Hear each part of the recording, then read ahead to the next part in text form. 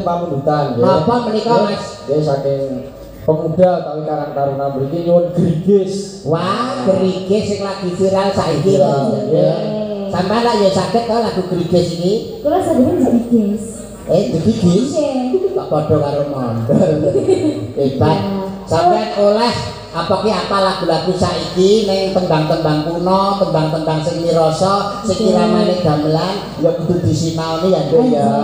Iya, kreasi oleh tapi klasik ya aja ditinggal. Pengen belajar sinden, pengen belajar kerawitan, kok kapan-kapan sowan ning daleme Pak Mondol. Pak Mondol. Lho, pelatih kerawitan kuwi. Dadi niku mengke dadi. Nggih, dadi anak.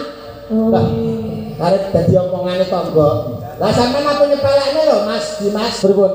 Mas Mondol Wiro Pengrawit menika salah setunggaling Mahawiku. Mahawiku anu guru. Guru kerawitan Mahawiku Dwijawara Habringengeng. Lah niku lho Mas. Pripun lak nyepelekne? Wong Wiro Pengrawit Mahawiku Dwijawara Habringengeng. Dites napa pripun? Pripun nggih? Nang. Ayun-ayun buka saka bonang jajal Mas Mondol. Gampang.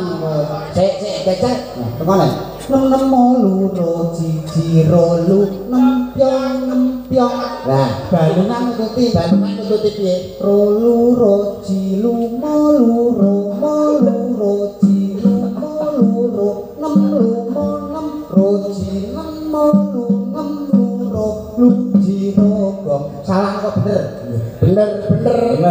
Bener mung larase sing gak pas ngono. Entote bener. Iya. Kemane nggo dhewe ya. Winake apa winake ayun-ayun. Ngomong Ibu Pertiwi. Ya saka Pertiwi. Ya neme sakren Mas, neme tok. Nem loro siji rolu nempyong. Kok padha karo ngarep gamelan mirip-mirip kok. Oh. Lah nek anu upamane nuwun sewu gendhing petalon upamane apa kuwi gak anu sing gampang-gampangan Santi Mulya. Santi Mulya saka Bonang piye? Nem loro siji rolu nempyong. Kabeh nem loro gamelan iki mirip-mirip dong ngengkel. Liyane kuwi upamane apa? Anu Ibu Pertiwi saka Bonang piye? Nem loro siji rolu nempyong.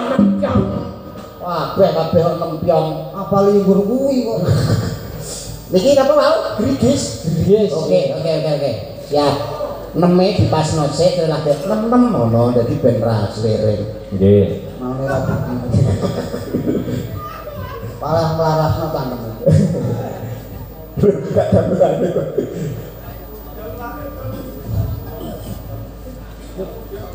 Loh.